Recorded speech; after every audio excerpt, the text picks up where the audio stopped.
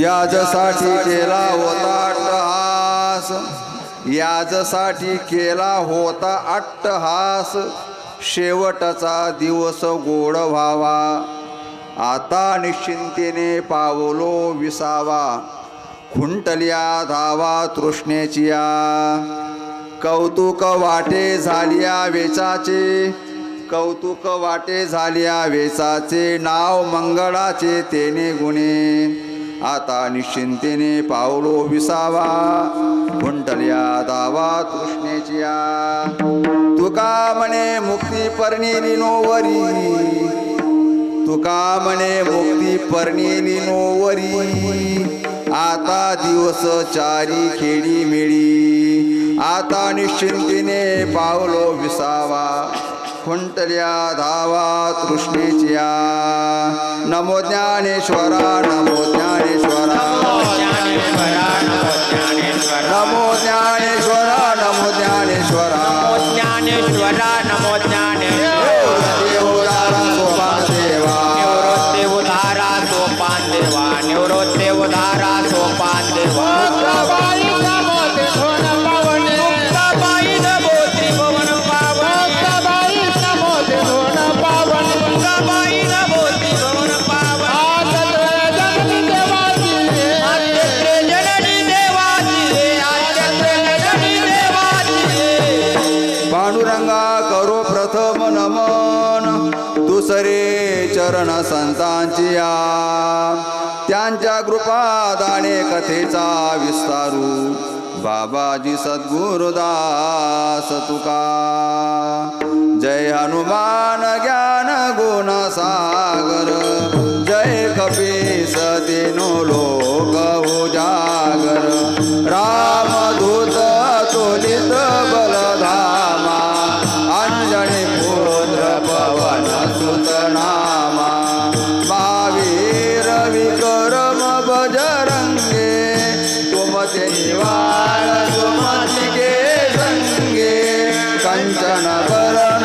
विराज सुबेसा, कानन कुंडल कुंचित केसा, राम सिया राम जय जय राम, राम सिया राम जय जय राम, जयांचे केल्या स्मरण, होय सकळ विद्येचे अधिकरण, तेची वंदू श्री चरण श्री गुरूंचे, ते नमस्कारोण्या आता, संपादन्यानंच विदाय भक्तिं, विलोकितो येन समाधिराज, वैराग्ययुक्तं सुविचारयुक्तं नमामि जोगं शिरसा गुरुंतं, विठ्ठला विठ्ठला विठ्ठला विठ्ठला विठ्ठला विठ्ठला विठ्ठला विठ्ठला, याच्यासाठी केला होता अट्टहास, शेवटचा दिवस गोड व्हावा, आता निश्चिंतीने पावलो विसावा, खुंटल्या धावा तृष्णेचिया. प्रस्तुत कीर्तन निरूपणासाठी घेतला अभंग जगद्गुरु जगदवंदनी जगदमान्य श्रीमंत श्री संत श्री जगद्गुरु तुकोबारा यांचा हा 4 चरणाचा अभंग असून मानवी जीवनामध्ये आपला आयुष्याचा शेवट ज्याचा गोड होतो त्याचं चिंतन करणारा अभंग आहे. विठाला विठाला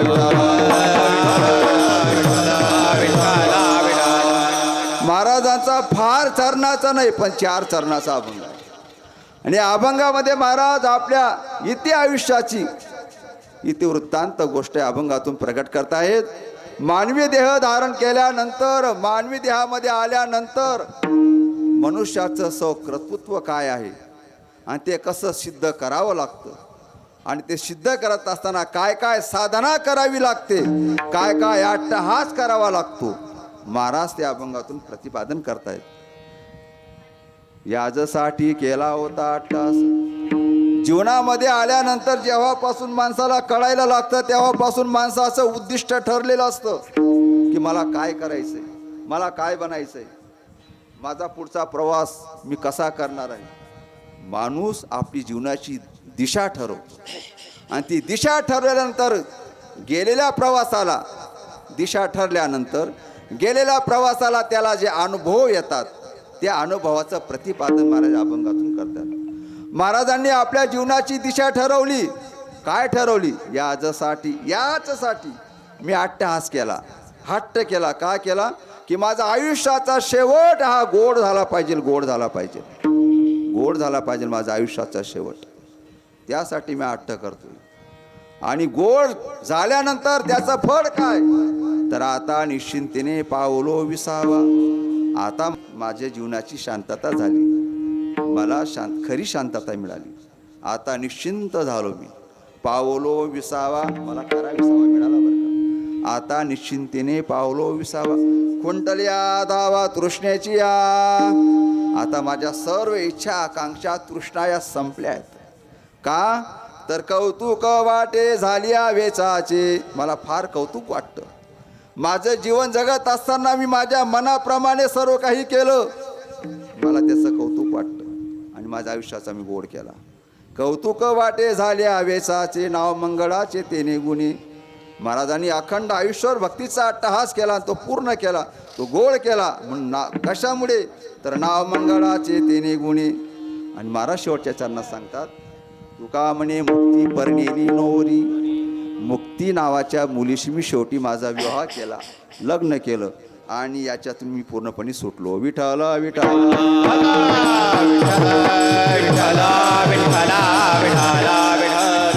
म्हणे मुक्ती परनेली नोवरी.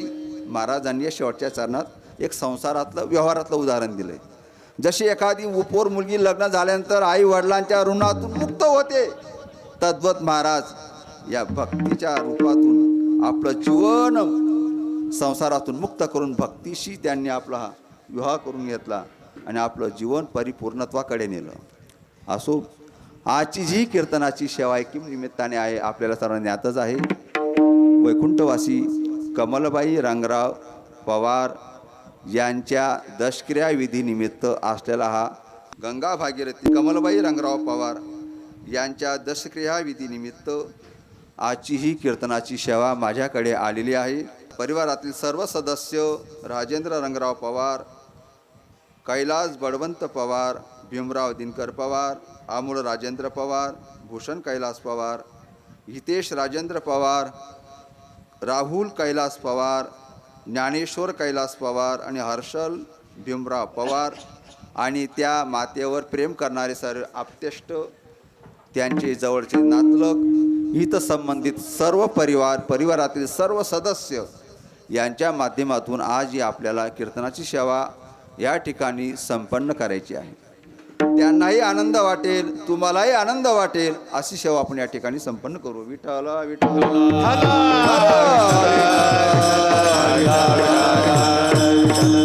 10 दिवसापूर्वीच मला आमचे राजेंद्र भाऊ पवार सरांचा फोन आला होता.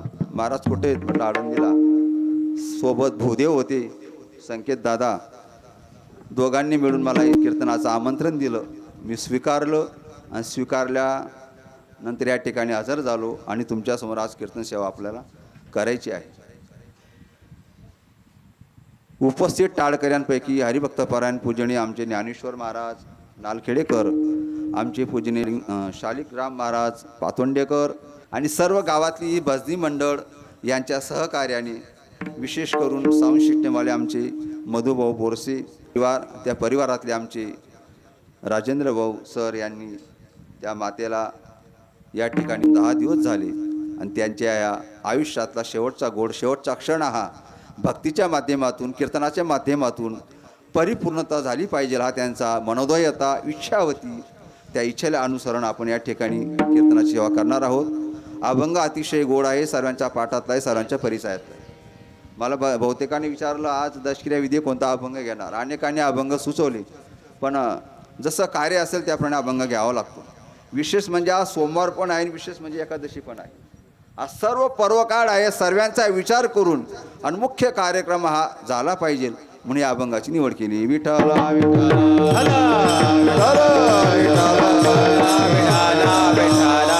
वारकरी संप्रदायामध्ये 2 व्रताला खूप महत्व आहे.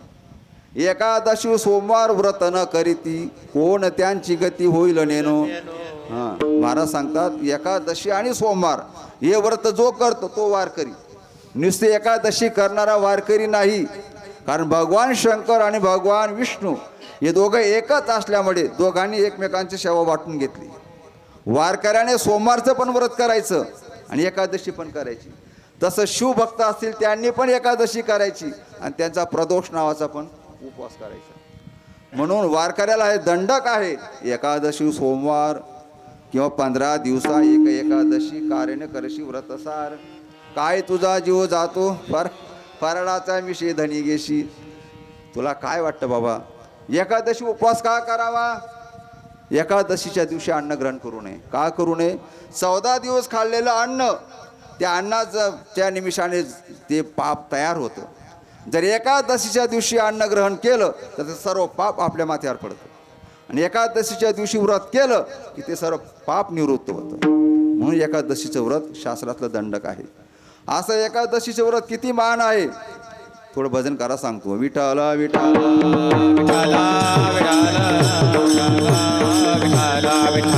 महाराज भागवतामध्ये सांगतात ना, जो एकादशीचा व्रतधारी मी नित्य नांदे त्याच्या घरी. सर्व पर्व काळाच्या श्री एकादशी खरी पै माझी. जो एकादशीचं व्रत करतो ना, म्हटलं मी त्याच्या घरात राहतो, मी त्याच्या दारात नांदतो. जो एकादशीचा व्रतधारी, जो व्रत करणार आहे नित्यनेमाने, मी नांदे त्याच्या घरी, मी त्याच्या घरी नांदतो म्हटले. आणि सर्व पर्व काळाच्या शिरी एकादशी खरी पै माझी. असा एकादशीचा उपवास आज तो दिवस आहे आणि आज भगवान शंकराचा पण दिवसच आहे. म्हणून शिव भोळा चक्रवर्ती, शिव भोळा चक्रवर्ती, शिव भोळा चक्रवर्ती, शिव भोळा चक्रवर्ती. याचे पाय माझे चित्ते, याचे पाय माझे चित्ते, याचे पाय माझे चित्ते, याचे पाय माझे चित्ते, याचे पाय माझे चित्ते, याचे पाय माझे चित्ते. मनुष्य जन्माला येतो, आल्यानंतर त्याचं स्वकर्तृत्व काय आहे महाराज सांगतात. तुमचा उद्देश काय जन्माला आल्यानंतर? मग प्रत्येकाला ठरवावं लागतं की मला काय करायचं आहे. पण ज्या मातेच्या पोटी ज्याच्या मुद्रातून हा जन्म होतो, जसा जन्माला आला तसा ग्रामपंचायतमध्ये जावं लागतं, जन्माचा दाखला द्या. मृत्यू झाला परत ग्रामपंचायतमध्ये जावं लागतं, मृत्यूचा दाखला द्या. इनवर्ट आणि आउटवर्क. इनवर्ट म्हणजे प्रवेश, आउटवर्क म्हणजे जाणे, येणे आणि जाणे. ज्या मातेच्या पोटी जन्म होतो तिला म्हणतात माता, आणि ज्या ठिकाणी शेवटचा आस्त होतो तिला म्हणतात माती. माता आणि माती फक्त वेलांटीचा फरक आहे. ज्याच्या घरी जन्माला येते त्याचं नाव आहे पिता, वडील, त्याचं नाव आहे पिता. आणि ज्याच्या सावलीमध्ये आयुष्य काढतं त्याचं नाव आहे पती. पिता आणि पती फक्त वेलांटीचा फरक आहे. माता आणि माती, पिता आणि पती या दोघांच्या सावलीमध्ये त्या व्यक्तीला आयुष्य काढावं लागतं. किती समन्वय महत्त्वाचा आहे पहा ना तुम्ही, किती आनंद आहे जीवनामध्ये. ज्या मातेच्या पोटीमध्ये हा गर्भ प्रवेश करतो त्या आईला किती काळजी घ्यावी लागते. तो मुलगा होईल का मुलगी होईल हा प्रश्न तदनंतरचा आहे. पण एखाद्या माणसाला जर म्हटलं तुला 500 रुपये देतो बरं का, 500 रुपये, हा 5 किलोचा दगड 1 तासभर धर. तो 500 रुपयाच्या आशेने 1 तासभर दगड धरतो बरं का. अजून त्याला म्हटलं अजून तुला 500 रुपये वाढवतो, हा दगड पुन्हा 1 तासभर धर. त्याला म्हटलं पहिले 500 भेटले, परत पुन्हा 500 रुपये वाढून मिळत आहेत, धरायला काय अडचण आहे. परत दगड उचलून धरतो. 2 तास त्याने दगड उचलला, 1000 रुपये भेटले, पुन्हा तुला अजून 500 रुपये वाढवतो, अजून 1 तास भर धर. तो म्हटलं काय अडचण नाही, अजून 500 रुपये वाढतायत ना, 1 तास धरायला काय अडचण आहे. अजून 1 तास भर तो दगड धरतो 500 रुपयाच्या आशेने. 3 तास त्याने दगड धरला, 1500 रुपये भेटले. त्याची शक्ती थोडी संपली. पुन्हा आग्रह केला, अजून 500 रुपये वाढवतो, धरा दगड 1 तासभर. तो म्हटलं आता इच्छा ते नाही, पण 500 रुपये भेटतात ना, धरायला काय अडचण आहे. पुन्हा तो त्या 500 रुपयाच्या आशेने, लोभेने पुन्हा तो दगड 1 तासभर उचलतो. त्याला 2000 रुपये भेटले, 4 तास दगड धरला. पुन्हा त्याला आग्रह केला, तर आता काही इच्छा नाही बाबा धरायची, 4 तास माझी कॅपॅसिटी संपली, माझी इच्छाशक्ती संपली, मी आता धरू शकत नाही, तुला 1000 रुपये देतो रे, धर अजून. तो म्हटलं 2000 कुठं आणि 1000 कुठं, ठीक आहे मग द्या 1000 रुपये. पुन्हा दगड उचलतो, पुन्हा डोक्यावर घेतो. 5 घंटे 3000 रुपये भेटले दगड उचलण्याचे. पुन्हा सांगितलं तुला अजून 1000 रुपये वाढवतो, अजून धर. तू आता शक्य नाही, आता मी हा दगड धरू 1000 काय, मला 10,000 रुपये जरी दिले तरी मी हा दगड आता धरू शकत नाही. 5 घंटे दगड उचलण्याचे त्याला 5,000 रुपये भेटतात. 5 घंटे दगड उचलण्याचे त्याला 5,000 रुपये भेटतात.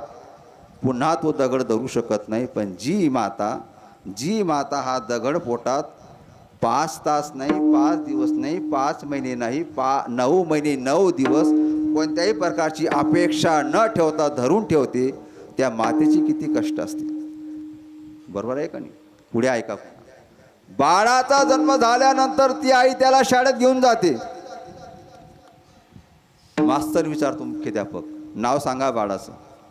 ती सांगते मग शुभम संकेत पाटील.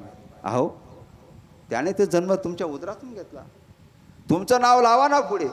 ती म्हणते नाही, माझ्या मालकाचं नाव लावेल. केवढा मोठा त्याग आहे. एखाद्या पेंटरला जर म्हटलं गुरुदत्त भजी मंडळ याचं बोर्ड बनवून दे रे, ठीक आहे बनवून देतो ना. किती बाय कितीचं बनवा ना, 2 बाय 2चं, 3 बाय 3चं. काय नाव टाकायचं? गुरुदत्त भजी मंडळ पातोंडा, तालुका अंमळनेर, जिल्हा जळगाव. ठीक आहे, 300 रुपये लागतील. घे ना 300 रुपये. मग सुंदरपैकी आकर्षक आता असा बोर्ड आम्हाला रंगून दे. पैसे घेतो, पैसे आपले, सर्व आपलं, बोर्ड रंगवतो आणि खाली छोटंसं नाव टाकतो, आदित्य पेंटर, महेश पेंटर. अरे तू आमचे पैसे घेतले, आमचंच गावातलं बोर्ड, आमच्याच मंदिरातलं बोर्ड तू बनवलं, आमचं सर्व काही नाव तुझं टाकतो. आणि जी माता 9 महिने या बोर्डाला वागवते, नाव बापाचं लावते, केवढा मोठा त्याग आहे. त्या आईच्या त्यागाची बरोबर होऊ शकत नाही. आणि कोणत्याही प्रकारचा लोभ न ठेवता ती माय ह्या बाळाचं पुढचं आयुष्य जगवते. बाळाला बाजारात घेऊन जाते, किती प्रेम करते आपल्या बाळावर ती आई. त्या प्रेमाच्या पोटी ते बाळ कोणालाच मानत नाही. इतकं निर्विकार प्रेम करतं ते बाळ आपल्या आईवर. आणि ती आईसुद्धा त्या बाळावर तितकंच प्रेम करते. बाळ मोठा झाला, बाजारात घेऊन गेला त्याला. पातोंड्याची यात्रा आहे माईजी देवीची. यात्रेत त्या बाळाला घेऊन गेली. चाल तुला यात्रा दाखवते, आपल्या गावाची यात्रा, चल. बाजारात घेऊन गेले बाळाला. वेगवेगळ्या प्रकारचे फुगे, खेळणं नाही का, आकर्षक अशा वस्तू त्या बाळाला दाखवते. ते बाळ म्हणतं आई मला हे दे, आई मला ते घेऊन दे, आई मला हे घेऊन दे. आई म्हटलं घेतो ना, तुला पाहिजे ती वस्तू देईल बाळा मी, थोडं थांब, अजून आपण चांगल्या वस्तू बघू. अशा बघण्याच्या नादात आईची आणि बाळाची ताटातूट होती. बाळ रडतं, इतकं रडतं, सर्व लोक गोळा होतात. आईचं लक्षात येत नाही, बाळ हातातनं सुटलं. बाळ रडतंय, आईच्या लक्षात येत नाही. मग सर्व लोक गोळा होतात, काही महिला गोळा होतात. काय झालं बाळ, का रडतोस, कशासाठी रडतोस? म्हणे आई हरवली, मला माझी आई पाहिजे. आई पाहिजे तुला? बघ ही एक बाई आहे, गोरी पान आहे, सुंदर आहे, पैठणी साडी नेसली आहे, म्हण तिला आई. तू तर नाही, मला माझी आईच पाहिजे. अरे तुझी आई कशी आहे? म्हणजे सावळा कलर आहे. सावळा कलर आहे का? मग तुझ्यापेक्षा इथे गोरी येणार आहे, मग तिच्यापेक्षा तर हिला आई म्हण ना. नाही, मला माझी आई पाहिजे. दुसरी बाई आणली परत. बघ ही बाई किती सुंदर आहे, अजून तिच्यापेक्षा हिने तर सेंट मारलेल्या अंगाला, किती वास येतोय, हिला तर आई म्हणा आता. नाही, मला माझी आईच पाहिजे. कुरूप जरी झाली माता तरी स्नेहासी नाही कुरूपता. काय नाथ महाराज गोड सांगतात. माय जरी काळी असली तरी प्रेमात काळीपणा नसतो. स्नेहासी नाही कुरूपता, कुरूपता नाही, मला आईच पाहिजे. असं का? मग थोड्या वेळाने त्याची आई त्याला शोधत येते. त्या गर्दीमध्ये पाहते तर माझं बाळ आहे, त्याला उचलते. आई आणि मुलगा अशी घट्ट मिठी मारतो.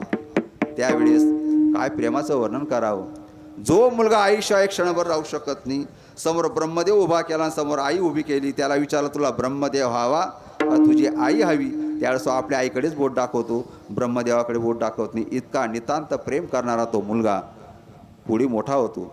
मोठा झाल्यानंतर जेव्हा त्याचं लग्न होतं, लग्न झाल्यानंतर आमचे गुरुजी वर्णन करायचे.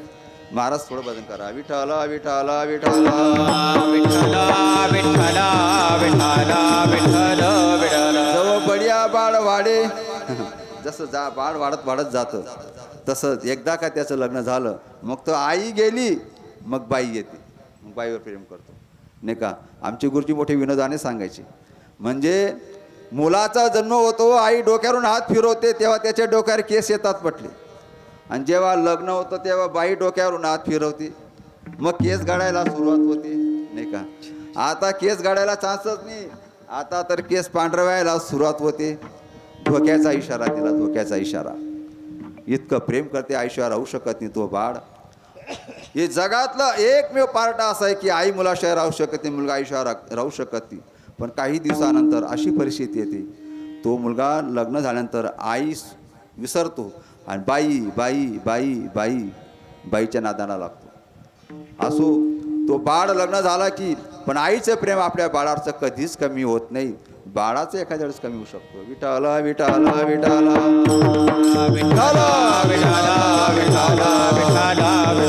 ज्याची आई गेली त्याला विचारा आई काय असते, ज्याचा बाप गेला त्याला विचारा बाप काय असतो, ज्याची बहीण गेली त्याला विचारा बहीण काय असते, ज्याची पत्नी गेली त्याला विचारा पत्नी काय असते.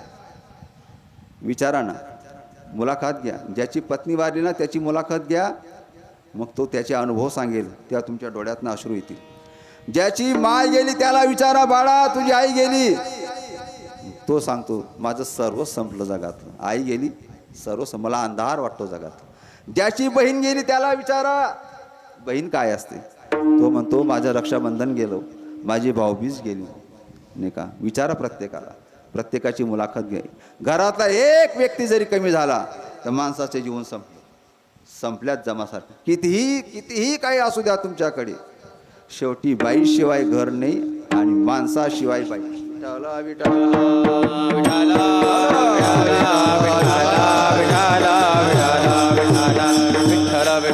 पण आमचे महाराज सांगतात आईला सीता मंदोदरी ताता तारा, आईल्या सीता मंदोदरी तारा, पंचकन्या स्मरे नित्य महापातक नाशनम. आईल्या द्रौपदी सीता तारा मंदोदरी तथा पंचकन्या स्मरे नित्य महापातक नाशनम. जगाच्या पाठीवर काही स्त्रिया असे होऊन गेल्यात की त्यांचं आपलं नाव इतिहासात आणलं, आणि काही स्त्रिया असं होऊन गेल्या की त्यांच्या इतिहासातलं नाव कमी झालं. म्हणून आपलं नाव इतिहासात यावं का जमा व्हावं हे आपल्या हातात आहे. म्हणून तिला म्हणतात आई की जी आपल्या बाळावर नितांत प्रेम करते. विठ्ठल विठ्ठल विठ्ठल विठ्ठल. त्यावेळेस त्या बाईचा शेवटचा दिवस येतो, शेवटच्या अवस्थेला असते. मग ती बाईचा ज्यावेळेस प्राण निघतो ना त्यावेळेस त्या जागेवर त्या बाईला ठेवतात. तिथं अगोदर शेण गोमूत्र टाकतात, ते प्रेत ठेवलं जातं. प्रेत ठेवल्यानंतर त्या प्रेताचं रडू नाही म्हटलं असं शास्त्र सांगतं. का? कारण तो आत्मा बाजूलाच बसलेला असतो, आणि जास्त जर आपण रडत राहिलो तर तो आत्मा घरातून बाहेर निघाला, शरीरातून निघतो बाहेर पण घरातून बाहेर निघायला तयार होत नाही. म्हणून न शोचित पंडित हा, पंडित माणसाने ज्ञानी माणसाने त्या ठिकाणी शोक जास्त करू नये, रडू नये म्हटले. कारण त्या आत्म्याला पुढच्या प्रवासाला निघायचं असतं, आणि आपण रडत राहिलो तर तो आत्मा आपल्या अवतीभोवतीच फिरतो. म्हणून रडायचं नाही हे शास्त्राने पूर्ण व्यवस्थित सांगून ठेवलेलं आहे. 10 दिवस तो आत्मा आपण घरी कुठंतरी बांधलेला असतो. दशक्रिया विधी झाली, हा विधी संपला, त्याचं 11वं येतं, 12वं येतं आणि 13वं येतं. ज्यानंतर त्याला प्रेत उचललं जातं. प्रेत उचलल्यानंतर त्याच्या मागे जय घोष केला जातो. काय म्हणतात मागे?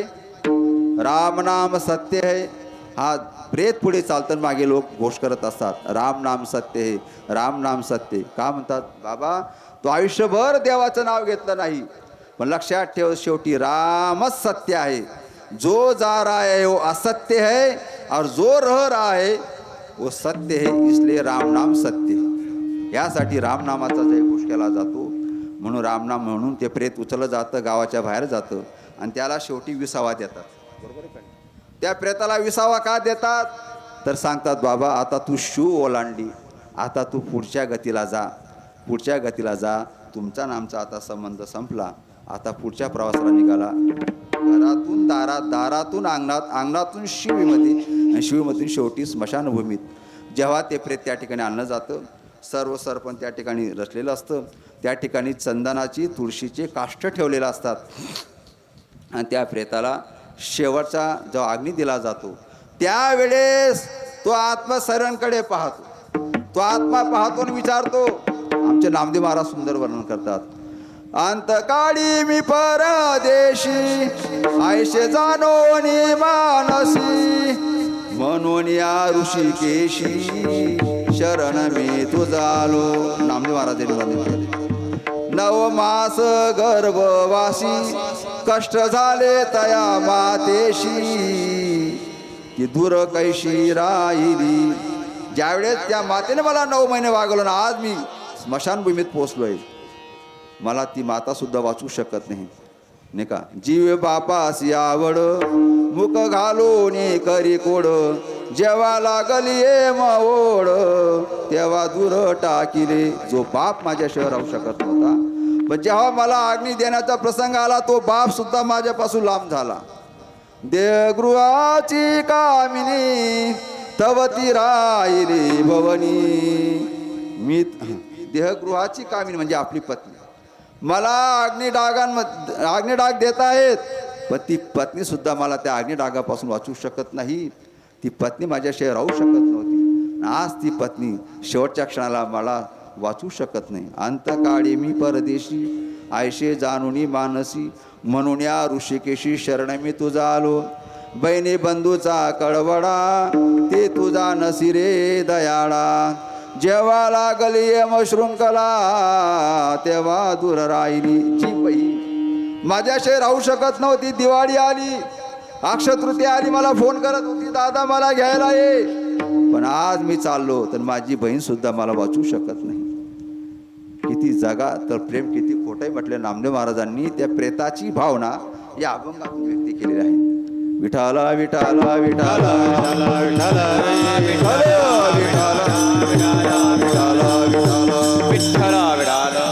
ज्यावेळेस त्याला शेवटचा अग्निडाग दिला जातो त्यावेळेस ते मडकं धरून प्रेताला प्रदक्षिणा मारली जाते.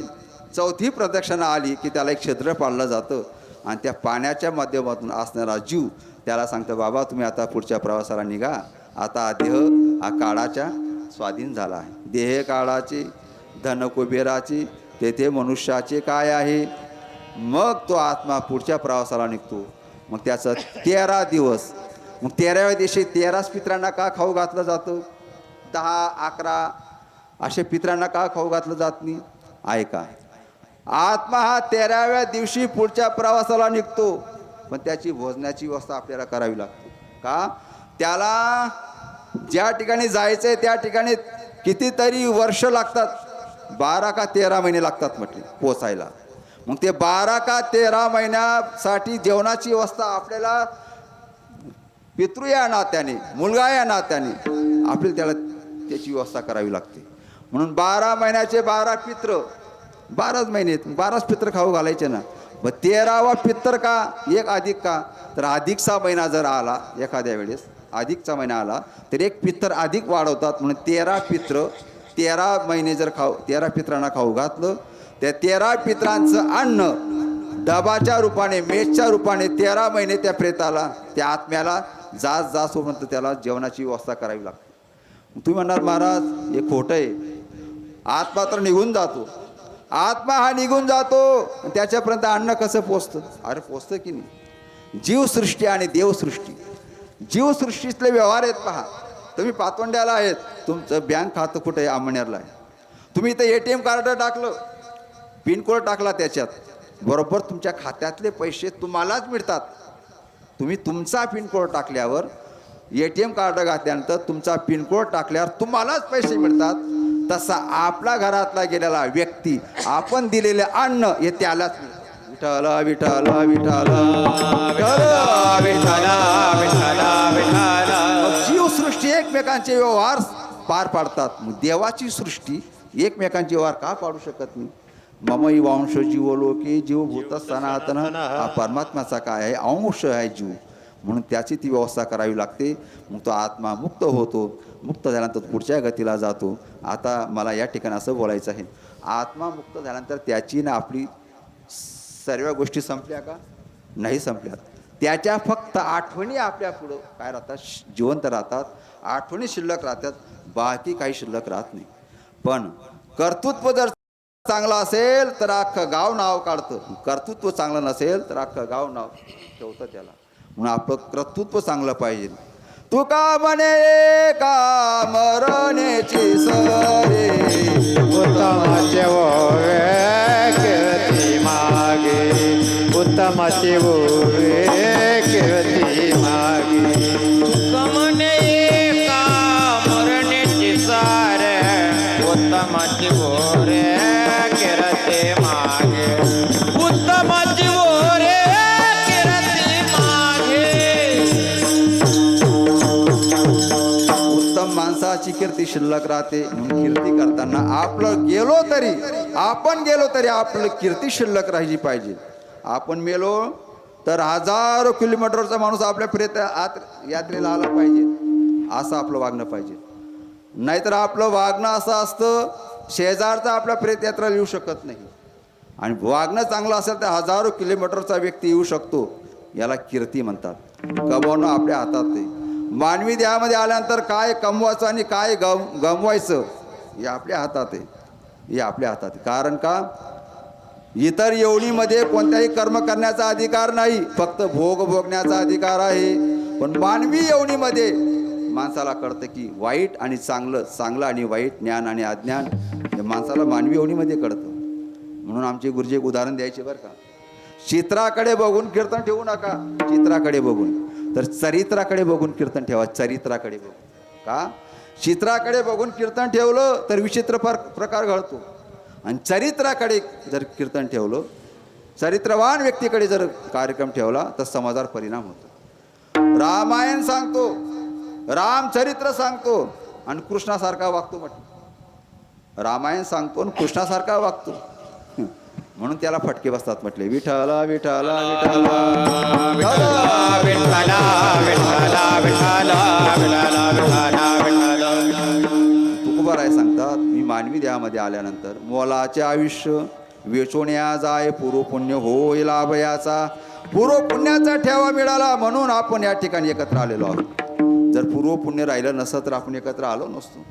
म्हणून आमचे महाराज सुंदर सांगतात की असं काही प्रॉपर्टी कमवून जा म्हटले, ही नश्वर प्रॉपर्टी. या प्रॉपर्टीचे अधिकारी कोणीही होऊ शकतं. ह्या प्रॉपर्टीचा अधिकारी कोणी होऊ शकतं. शेती, बंगला, पैसे, बँक बॅलन्स याचे कोणी अधिकारी होऊ शकतं. एखाद्या अनाधिकारी व्यक्तीच्या हातात सुद्धा ही प्रॉपर्टी जाण्याची शक्यता असते. अधिकारी व्यक्तीच्या हातात ही सत्ता जाईल याचं माणसाने याचा विचार करू नये. सत्ता, संपदा, पैसा, प्रॉपर्टी ही अधिकारी व्यक्तीच्या ताब्यातच जाईल याची गॅरंटी नाही. पण एक संपत्ती अशी आहे, ती परलोकाला सुद्धा कामाला येते. करा हरी भक्ती परलोक येईल कामा, करा हरी भक्ती परलोक येईल कामा, हरी भक्ती परलोक येईल कामा, करा हरी भक्ती परलोक येईल कामा. सोडवेला येमा पासो देया, सोडवेला येमा पासो देया, सोडविना येमा पासोनिया, सोडविना येमा पासोनिया. हो करा हरी भक्ती परलोक येईल कामा, सोडवेला येमा पासो देया, सोडवेला येमा पासो देया. करा हरी भक्ती परलोक येईल कामा, सोडवेला येमा पासो देया, सोडवेला येमा पासोनिया. मानवी जीवनामध्ये अशी काही सेवा करून जायची की ती येतच कामाला नको तर वरती सुद्धा कामाला आली पाहिजे. म्हणून आमचे शास्त्रकार सांगतात, पहिली पत्नी मेली तर दुसरी मिळेल, दुसरी गेली तर तिसरी मिळेल, तिसरी गेली तर चौथी मिळेल, पण आयुष मात्र एकदाच भेटते. आई एकदाच भेटते.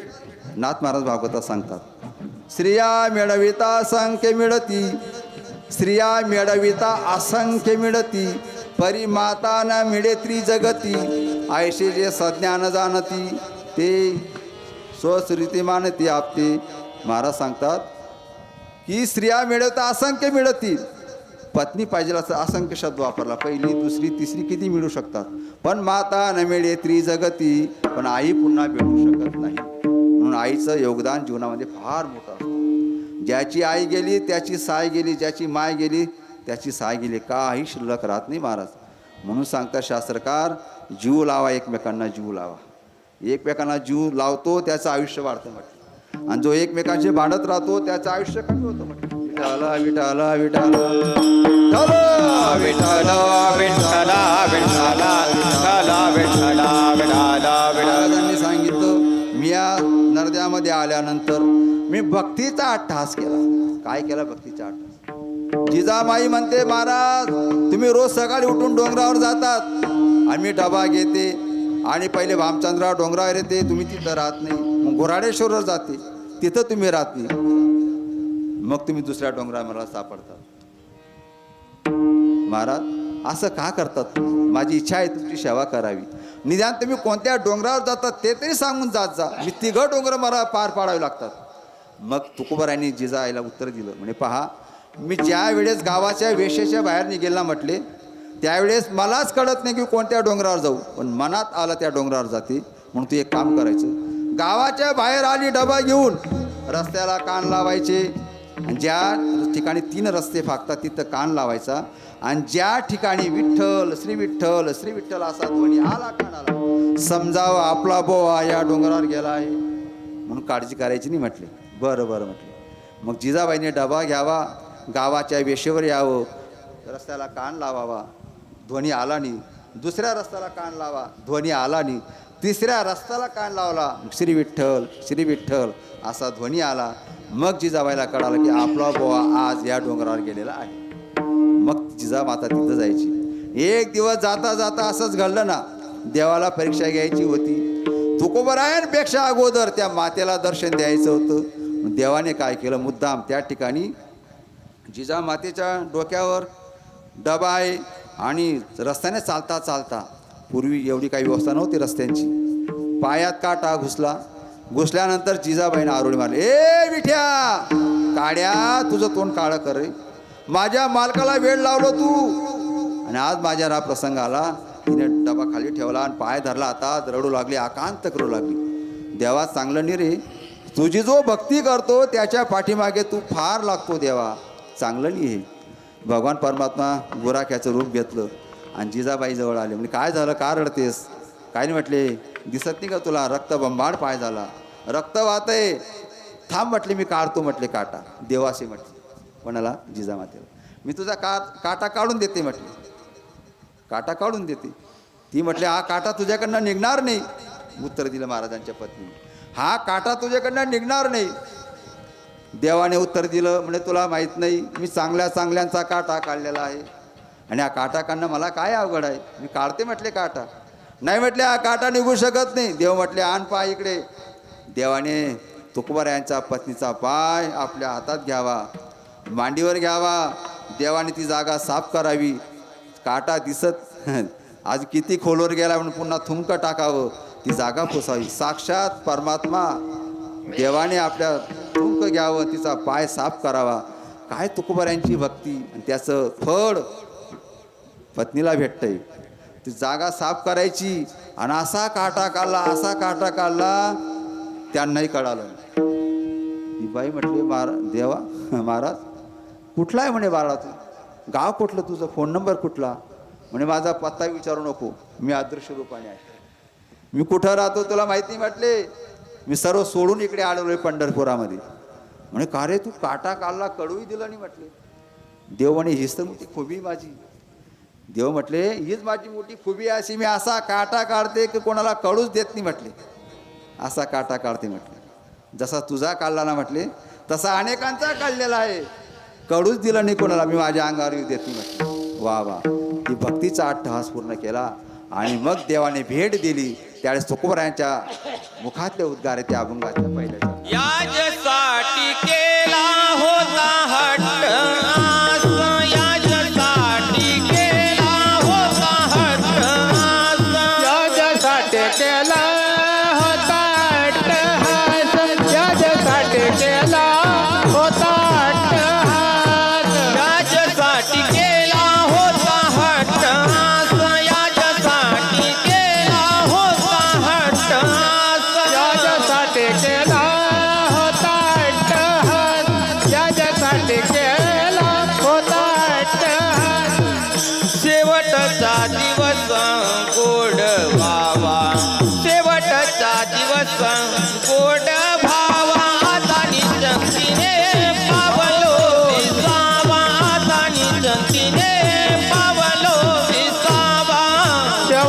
शेवटचा दिवस गोड भावा शेवटचा दिवस गोड भावा ताने चिंतेने पावलो विसावा ताने चिंतेने पावलो विसावा याच्यासाठी केला होता अट्टहास. सुंदर चाल म्हटली आमच्या महाराजांनी. याच्यासाठी केला होता, याच्यासाठीच मी हट्ट केला होता की माझा शेवटचा दिवस गोड व्हावा. माझ्या अगोदर माझ्या पत्नीला देव भेट देतो. माझा आयुष्याचा शेवट हा गोड झाला. महाराज म्हणतात की माझा आयुष्याचा खरा शेवट गोड झाला. अनेकांना आपला आयुष्याचा शेवट गोड करता येत नाही, पण महाराजांनी त्याच्यात त्या खुब्या ओळखल्या. जर आपल्याला आयुष्याचा गोड करायचा असेल, लोकांच्या स्मरणात आपली कीर्ती राहावी अशी वाटत असेल, तर आपण तसंच वागलं पाहिजे समाजासमोर, तर आपली ही कीर्ती शिल्लक राहू शकते. विठ्ठल विठ्ठल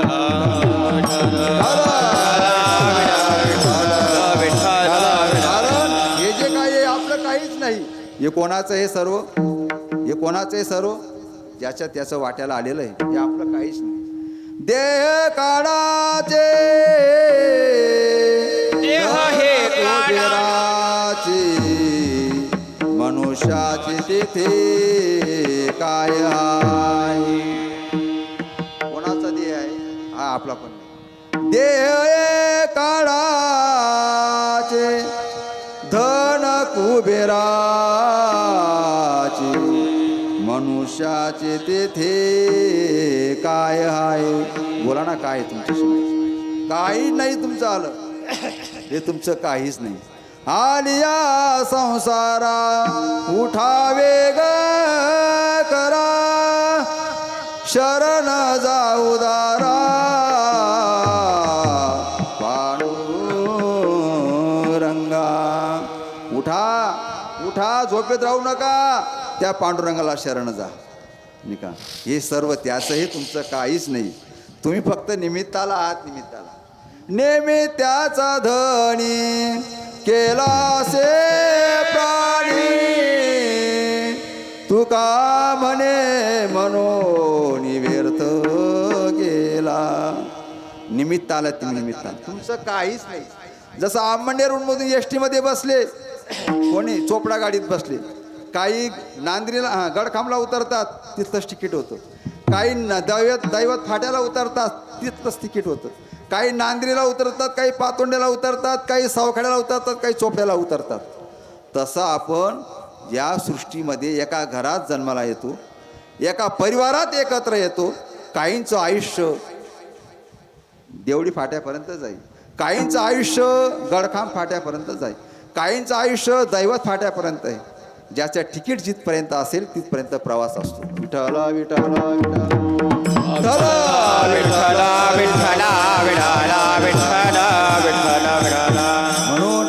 आपला प्रवास जिथपर्यंत का असेना, जिथपर्यंत असेल तिथपर्यंत का असेना, पण समाजाच्या समोर आपली कीर्ती शिल्लक राहिली पाहिजे असा प्रवास आपण केला पाहिजे.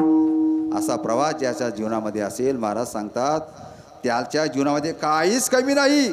तो निश्चिंत असतो. तो म्हणतो आता मला काहीच उरलं नाही. या अभंगाच्या दुसऱ्या चरणात हाताने चिंतेने पावलो विसावा, हाताने चिंतेने पावलो विसावा, हाताने चिंतेने पावलो विसावा, हाताने चिंतेने पावलो विसावा, हाताने चिंतेने पावलो विसावा, हाताने चिंतेने पावलो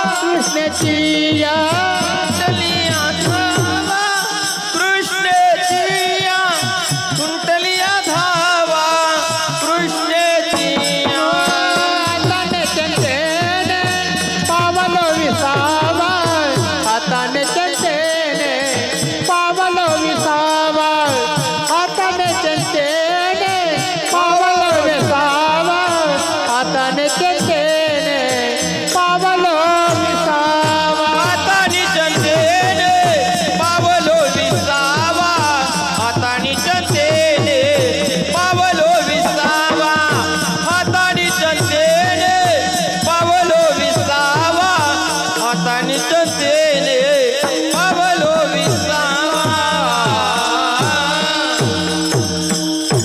थोडं पांडुरंगाचं भजन करू आणि उरलेल्या वेळामध्ये आपण सेवा संपू. विठोबा रखुमाई विठोबा रखुमाई रखुमाई विठोबा रखुमाई विठोबा रखुमाई विठोबा रखुमाई विठोबा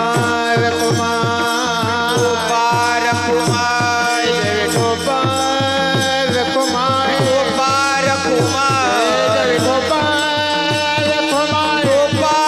रखुमाई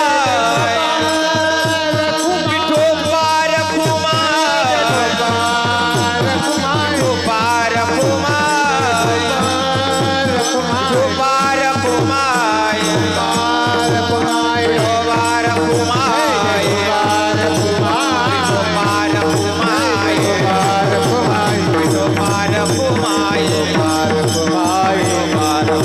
विठोबा रखुमाई विठोबा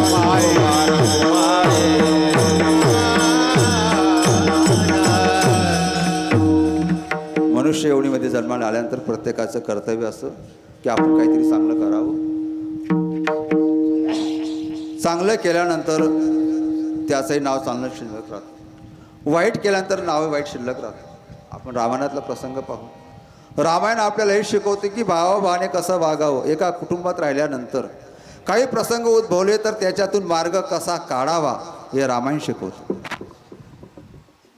रामायण आपल्याला हे शिकवतं. प्रभू रामचंद्र भगवान वनवासाला जात आहेत. जे पाऊल राजगादीवर पडणार होतं ते पाऊल वनात पडलं. याला कारण काय?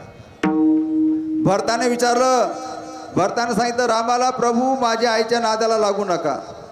माझ्या आईने जी चूक केली ती चूक मी दुरुस्त करण्याचा प्रयत्न करतो.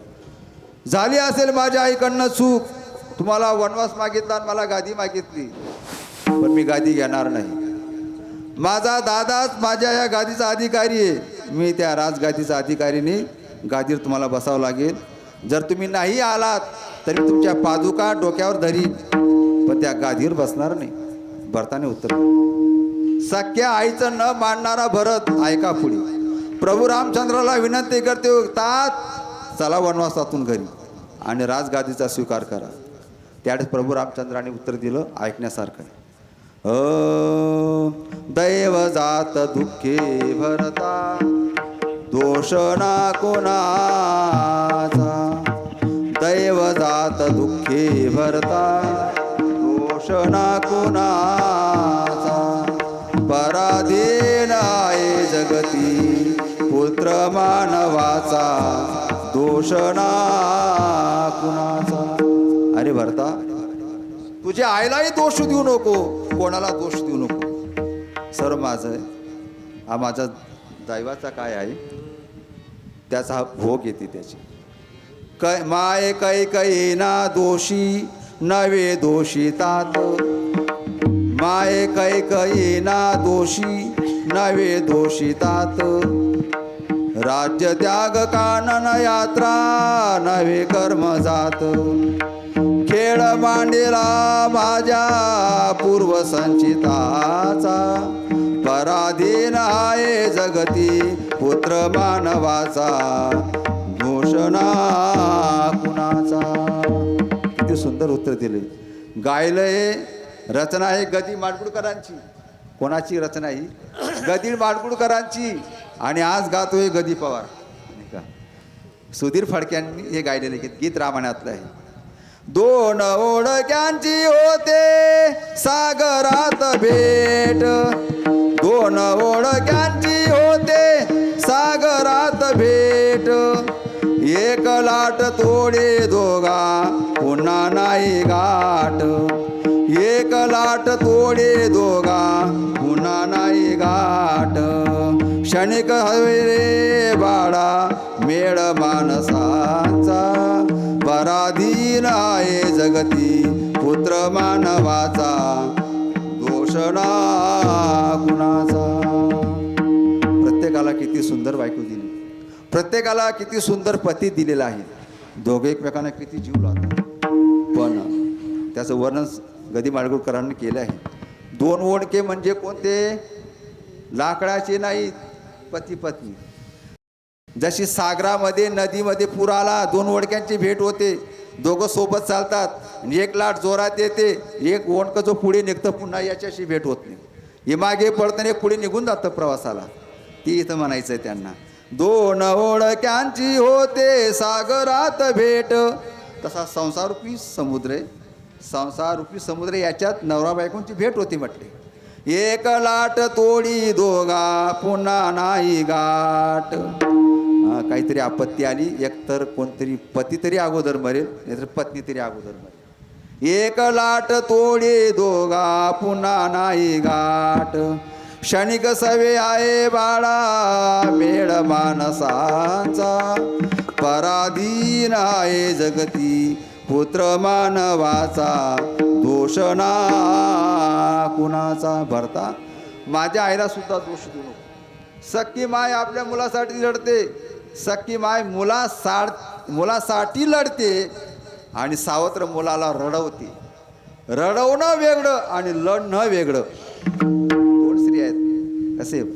राजगादी रामाला भरताला मिळावी म्हणून कैकई लढते आणि राम रडतोय, राम रडतोय. एक रडणार आहे आणि एक लढवणार आहे. पण भरत म्हणतो, तात माझ्या आईने जरी चूक केली, माझ्या आईने मूर्खपणा केला, मी माझ्या आईच्या नादी लागणार नाही, तुम्ही गादीचे अधिकारी आहेत. जीवा सवे जन्म मृत्यू नवे स्वर्ग जात. सुंदर वर्णन. प्रत्येकाच्या जीवनामध्ये सुख दुःखाचे प्रसंग येतात, पण त्याच्यातून सुखाला किती प्राधान्य द्यावं आणि दुःखाला किती प्राधान्य द्यावं हे ज्याने त्याने ठरवावं. विठ्ठल विठ्ठल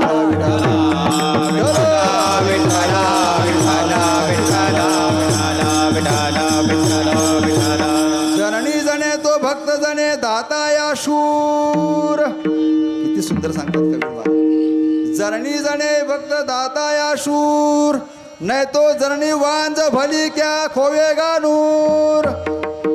एकतर तिला पुत्र जन्माला घालायचा असेल तर दाता या शूर, तो एकतर दाता असला पाहिजे, एकतर शूर असला पाहिजे. मुलगा जर तिला जन्माला घालायचा असेल तर एकतर तो दाता पाहिजे, एकतर तो शूर पाहिजे. नाही तो जननी वांज भली, नाही ते ती निपुत्रिक राहिली तरी चालेल, पण जगाला त्रास देणारा नको, नाही का. भक्त असावा, नाही का, पण भक्ताला त्रास देणारा नसावा. ज्ञानी असावा पण अज्ञानी नसावा. म्हणून दाता या शूर, भक्त दाता या शूर असा मुलगा असावा की जो सो करतो पालन करताना कोणत्याच गोष्टीचा विचार करत. याला अंतःकरणातला मोठेपणा म्हणतात. म्हणून महाराज याच्यासाठी केला होता अट्टास, शेवटचा दिवस गोडवावा, आता निश्चिंतीने पावलं विसावा. कुंटर्या धावा तृष्णीची या कौतुक वाटे झाली या वेचाची, नाव मंगळाचे तेने गुणे. मी असं वागून जाईल की माझं कौतुक मी केल्यानंतर लोकांनी केलं पाहिजे, तर ते वागण्याला महत्त्व आहे, नाही का. आमचे गुरुजी एक उदाहरण द्यायचे. म्हटले काहींचं वागणं असं म्हटले की एखादा माणूस जर मेला त्या माणसाचं दुःख पण कोणी धरत नाही म्हटले. बाई मेली तर तिचं दुःख धरायला कोणी तयार होत नाही म्हटले. मग एका बाईला सांगितलं दुःख धरवा, ती बाई आपण दुःख धरतात ना एकमेकांना. काहींचं वागणूक अशी असते दुःख धरायला कोणी पुढे येत नाही म्हटले. तिचं दुःख धरलं तर त्या अंगात घुसेल म्हणून लांब राहतात लोक. मग ब्राह्मणाला फोन लावला आणि ब्राह्मण दादा शेवटच्या दिवशी या म्हणे. काय करायचं म्हणे. आमच्या घरात अशी अशी मौत झाली, आज पहिला दिवस आहे म्हणे. मग सर्व विधी करा, चप्पी बी तुम्हीच करा. ब्राह्मण दादाला सांगितलं. चपी तुम्हीच करा, भात बी तुम्ही शिजून आणा आणि कावडा बी तुम्हीच घेऊन या म्हणे शिवायला. म्हणे मग आणतो, ठीक आहे. म्हणे दूध धरायला बाई बी घेऊन या. म्हणे का बरं? म्हणे आमच्या गलीत कोणीच तयार होत नाही दूध धरायला. म्हणे असं? दूध धरायला बाई तुमच्या गलीत नाही का? म्हणे आहे पण कोणी तयार नाही. म्हणे मग तुझी बाई घेऊन ये म्हणे दूध धरायला. त्या बाईचं तू ब्राह्मणाची बाई धरेल का? काय संकेत दादा? तुला 500 रुपये वाढा देतो तू, कर तुझ्या बाईला तयार. दूध धरायला काय लागतं? नाही म्हटले. अशी वागणूक नसावी माणसाने. एकदम स्वच्छ निर्मल जीवन असावं की त्या जीवनामध्ये आपली कीर्ती शिल्लक राहावी, नाही का? असं शिल्लक ज्याचं राहतं त्याच्यासाठी काहीतरी चांगलं सत्कर्म घडत असतं, काहीतरी यज्ञ घडत असतं. हा कीर्तन सोहळा म्हणजे हा यज्ञच आहे. काहीतरी त्या माऊलीच्या जीवनामध्ये काहीतरी कुठंतरी चांगलं झालेलं असेल, त्याचं हे फळ आज या आमच्या राजूदादांच्या निमित्ताने पूर्णत्वात जाते. आणि राजूदादा हे आज त्यांच्या ऋणातून हे सर्वात मोठा हा यज्ञ हा. तुम्ही कोणताही कार्य करा, आमचे नाथ महाराज विरोध करतात त्याला. नाथ महाराज सांग, जित्या प्रीत्या त्रिकाळी नमन, कदाना करावे त्यांचे हेडन. जिवंतपणी जे करायचं असेल ते करा. नंतर म्हटले नाथ महाराज म्हणतात का असं, नंतर म्हटले आयुष्यभर काय होतं, एकमेकांची जमत नाही म्हटले. बापाकडे लक्ष देत नाही, बाप वृद्धाश्रमात राहतो आणि बाप मेल्यानंतर फार मोठ्या पत्रिका छापतो, फार मोठे बॅनर लावतो तालुकेभर, तालुक्यातल्या लोकांना आमंत्रित करतो, फार मोठा मंडप टाकतो, जेवण खाऊ पिऊ घालतो. शून्य मार्केट म्हटले तुला. हां, असं चांगला यज्ञ केला तर तुला 100 पैकी 100 मार्क येत. तू त्या ऋणातून मुक्त होतो.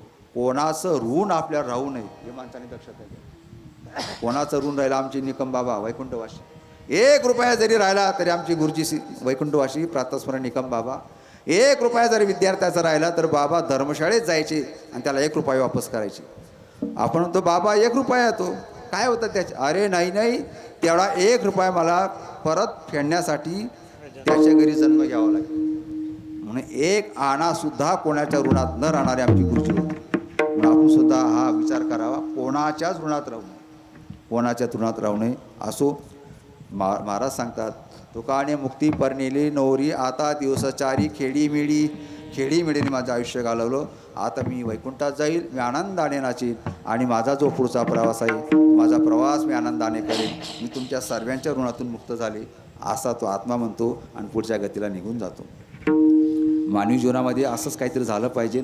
असं 10 लोक एकत्र येऊन असा यज्ञ झाला पाहिजे की आज त्या आत्म्याला शांतता वाटली पाहिजे, नाही का? शांतता फार महत्त्वाची.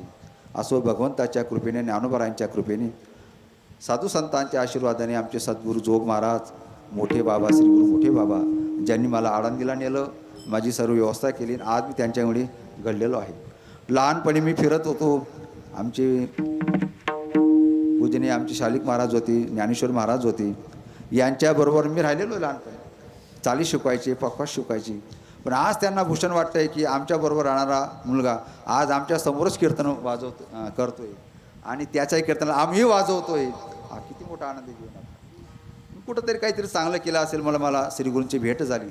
श्रीगुरूंची भेट झाल्यानंतर त्यांनी मला आळंदीला न्यावून मला माझी व्यवस्था करावी. आज त्यांचाच आशीर्वाद आहे. कोणाचा? सद्गुरूंचा. गुरूंचा आशीर्वाद फार मोठा असतो. आमचे महाराजांचं काय मोठी सेवा आहे. आपल्या खानदेशातले रत्न आहे ती, आपले आमणे तालुक्यातलं भूषण आहे ती. महाराज किती सुंदर दोहे म्हणतात, किती सुंदर पखवाज वाजवतात. मी महाराजांना विनंती करतो की त्यांनी आपला एक सुंदर दोहा म्हणावा आणि आपल्या सर्वांना तृप्त करावं. विठाला विठाला विठाला विठाला विठाला विठाला